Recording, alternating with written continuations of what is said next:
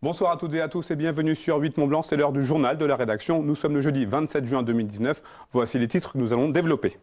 Ce jeudi était marqué par un pic des températures dans les régions touchées par la canicule. Juliette Vincent-Seigné est allée à Tignes, où les touristes viennent chercher un peu de fraîcheur tout en pratiquant des activités indoor et outdoor. Nous verrons ce reportage. Et puis nous parlerons mobilité. On le sait, le département de l'Haute-Savoie et le Sian souhaitent à terme équiper la totalité du lac d'Annecy d'une piste cyclable. Ce lundi, la 8e tranche des travaux a été inaugurée du côté de Doussard. Et on part en montagne pour commencer ce journal. C'est là-bas que se réfugient les touristes pour tenter d'échapper à la canicule qui frappe les 3/4 du pays cette semaine. Direction Tignes en Savoie, où la station propose la carte My Tignes, qui permet de tester des activités indoor et outdoor. Cerise sur le gâteau, Tignes a pu ouvrir une partie de son domaine skiable. Juliette Vincent s'est rendue sur place. Avec ces fortes chaleurs, les vacanciers devraient peu à peu se tourner vers la montagne où l'air se fait un peu plus sentir. Pour attirer de nouveaux touristes, Tignes propose de nombreuses activités. Vélo de descente, tir à l'arc, tennis. Des remontées mécaniques piétons sont également ouvertes pour profiter des parcours de randonnée. C'est tous les sports pour tous. Et au sens accessibilité, alors il y a une accessibilité économique puisque les tarifs sont extrêmement raisonnables. Et puis l'accessibilité dans le sens où on a des activités qui sont encadrées, qui sont accompagnées. Donc c'est l'accessibilité pour découvrir une discipline, la pratiquer. Et puis quand on dit le sport pour tous, c'est que on accueille des sportifs de haut niveau qui viennent s'entraîner pour profiter du cadre, des infrastructures et aussi du bénéfice de l'entraînement en altitude. Donc on est vraiment tous les sports pour tous, à tout moment. Des aménagements et activités qui séduisent. Il fait pas trop chaud, il fait quand même très bon, hein. On est bien, mais il y a un petit air et ça reste agréable, on peut jouer au basket, on peut profiter. Il y a le lac à côté, l'eau est très fraîche aussi au lac, donc c'est très bien. Pour les sportifs qui souhaitent prendre de la hauteur, la station a ouvert 20 km de pistes. De quoi ravir les skieurs qui n'auraient pas assez profité cet hiver. Ça se passe super bien, la neige le matin elle est un peu dure, mais finalement quand on approche le milieu vers midi, etc., avec le soleil, c'est bon, quoi. C'est comme en hiver. Hein. On est venu en colo de ski pendant 2 semaines. C'est un peu bizarre parce qu'on est en été, mais la neige est bonne et la température est excellente. Donc on skie en suite, tout ça, c'est cool. Le ski, c'est mon sport préféré et j'adore le soleil. Donc le soleil sur mes épaules me rend heureux. L'été, c'est quand même mieux. Pourquoi ? Parce qu'il fait plus chaud. Après, on peut se poser et on peut bronzer. On peut se mettre en t-shirt après. Une dizaine de pistes sont accessibles au public. L'occasion également pour les clubs de ski de continuer l'entraînement. Le glacier de la Grande Motte sera ouvert jusqu'au 4 août. Eux aussi ne sont pas épargnés par cet épisode caniculaire. Les salariés du BTP, obligés de travailler en extérieur, doivent s'adapter pour résister à ces fortes chaleurs. Hydratation, travail à l'ombre ou encore horaire décalé, les solutions sont nombreuses. Inès Guillaumeau s'est rendue à Méribel sur un chantier d'un immeuble en rénovation. Ces ouvriers ont trouvé refuge à l'ombre.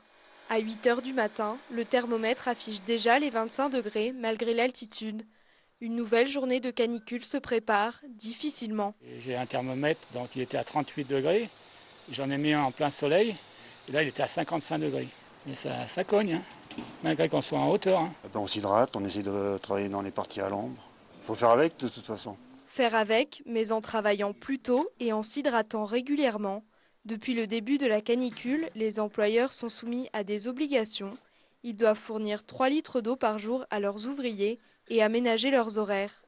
Sur ce chantier de menuiserie, l'adaptation s'est faite naturellement. On essaye de trouver un peu des solutions pour pouvoir couper un peu les journées, donc faire un peu plus de pauses, faire une pause un peu plus longue le midi, donc au mieux de rattaquer à 13 h, on rattaque à 14 h pour pousser un peu la chose. Et puis là, on a la chance justement d'avoir les clés des appartements, donc pour pouvoir s'hydrater, on a de l'eau en continu et fraîche. Donc c'est déjà un des avantages parce que c'est pas très évident de travailler sous des chaleurs comme ça. Mais ces nouveaux horaires ne sont pas sans conséquences pour les entreprises qui pourraient voir leur chantier retardé.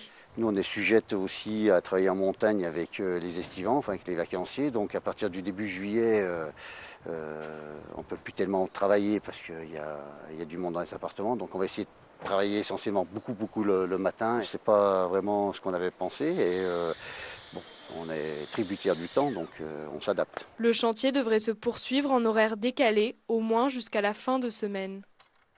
Place au 3e et dernier épisode de notre série de la semaine. Les dernières visites de chantier ouvertes au public sur les nombreux ouvrages du CEVA auront lieu ce week-end. L'occasion de mesurer le chemin accompli par les différentes entreprises qui travaillent depuis maintenant sur ce chantier d'envergure. Découverte ce soir des trains qui seront mis en service le 15 décembre prochain. C'est un reportage signé Jean-Paul Crespi. Gommer l'effet frontière, c'est le pari que relèvent les deux opérateurs du Léman Express. Regroupés au sein de la société Lémanis, les CFF et la SNCF construisent ensemble une coopération qui doit concilier les impératifs des réseaux nationaux.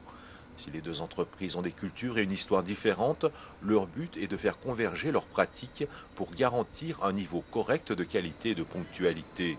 À sa mise en service, ce sont 230 km de lignes et 45 gares qui seront connectées dans un rayon de 60 km autour de Genève.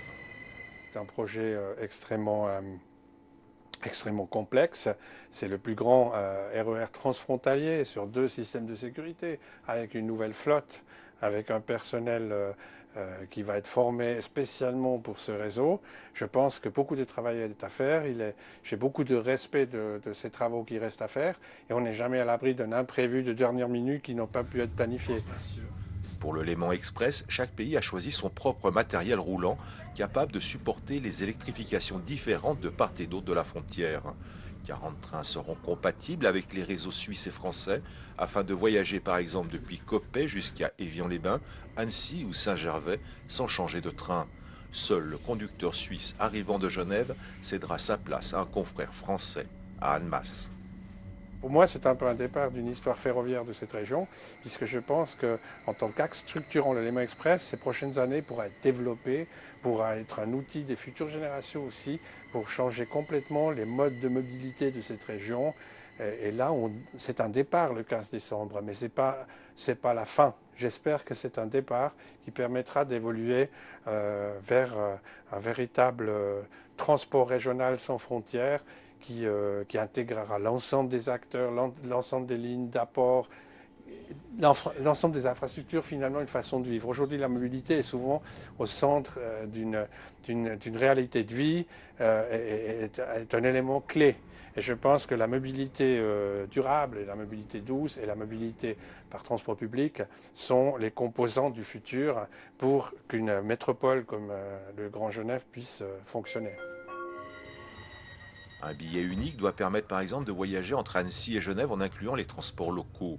Les contrôles à bord des trains du Léman Express seront également simplifiés afin de gêner le moins possible la circulation des voyageurs.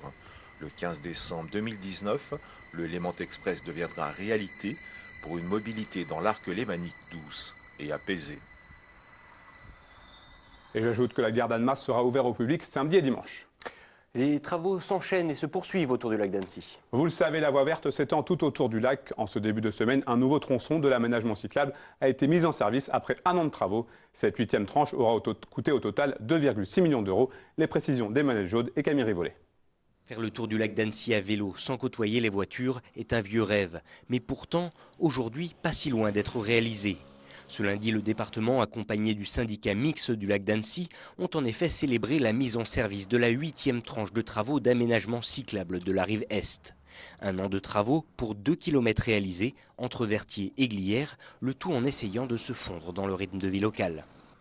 La difficulté, elle est surtout sécuritaire parce qu'il y a quand même un trafic important sur la départementale et bien sûr les entreprises se doivent, quand on fait des travaux comme ça, assurer la sécurité, mais aussi la fluidité du trafic pour que les gens puissent aller à leur travail et puissent circuler.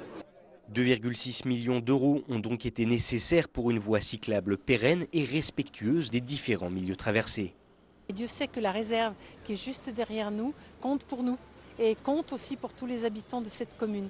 Donc respecter la réserve par des aménagements tels que ceux qui ont été faits ici, c'est aussi un point très fort. Donc c'est une deuxième motivation pour nous dire à tout le monde aussi, et beaucoup de personnes le ressentent comme moi, les élus entre autres, c'était un aménagement dont on avait besoin. N'oublions pas qu'il y a encore 1 an, ici c'était un cimetière à bateaux. Quant à la prochaine tranche de travaux, la 9e, qui reliera Menton à Verrier-du-Lac, les travaux ont débuté début juin. Ils se poursuivront jusqu'à fin 2021. C'est la fin de cette édition. Merci à vous pour votre fidélité à l'information sur 8 Mont Blanc. Manu, je te laisse conclure. Vendredi, vous avez rendez-vous avec Clémence pour le journal.